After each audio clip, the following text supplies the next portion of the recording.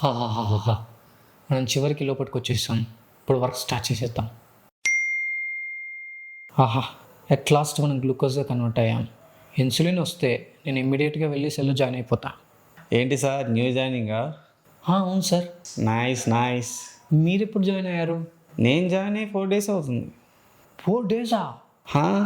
మరి సెల్ లోపలికి వెళ్ళలేదా మీరు? అసలు నా టోకెనే రాలేదు ఇంకా. టోకెన్ ఏంటి సార్? ఇన్సులిన్ రాలేదా మిమ్మల్ని తీసుకుపోవడానికి? వచ్చారు కానీ నాకంటే ముందు వచ్చారు కదా, వాళ్ళని తీసుకెళ్లారు. ఆ! అదేందది? అదంతే, నాకు కూడా తెలియదు.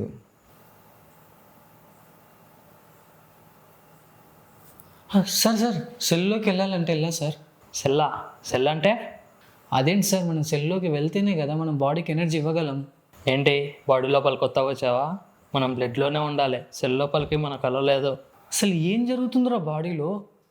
బ్లడ్‌లో గ్లూకోజ్ ఎందుకు ఇంత ఉంది? నేను చెప్తాను, నువ్వు ఎంత అరిచినా నువ్వు ఏం చేసినా సెల్ లోపలికి నువ్వు వెళ్ళలేవు. ఎందుకు సార్? ఎందుకంటే ఈ బాడీ తిని ఏమి పని చేయకుండా చాలా రోజుల నుంచి సెడెంటరీగా ఉంది. ప్యాంక్రియాస్ ఓవర్ వర్క్ చేయడం వల్ల ప్యాంక్రియాస్ ఇప్పుడు ఇన్సులిన్ రిలీజ్ చేయడం లేదు. ఇన్సులిన్ లేదు కాబట్టి మీకు సెల్ లోపల కలవలేదు. ఇప్పుడు ఏం చేయాలి సార్ మరి? ఇప్పుడు ఏం చేయలేవు, ఆల్రెడీ బాడీ డయాబెటిక్ స్టేజ్లో ఉంది. చూసారు కదా, unhealthy food habits, sedentary life style వల్ల డయాబెటిక్ ఎట్లా లీడ్ అవుతుందో. కాబట్టి మీరు ఆరోగ్యకరంగా బరువు తగ్గాలి, ఇలాంటి ఇష్యూస్కి దూరంగా ఉండాలంటే కామెంట్ చేయండి ఆర్ డిఎం చేయండి. That's it from my end. Thank you very much.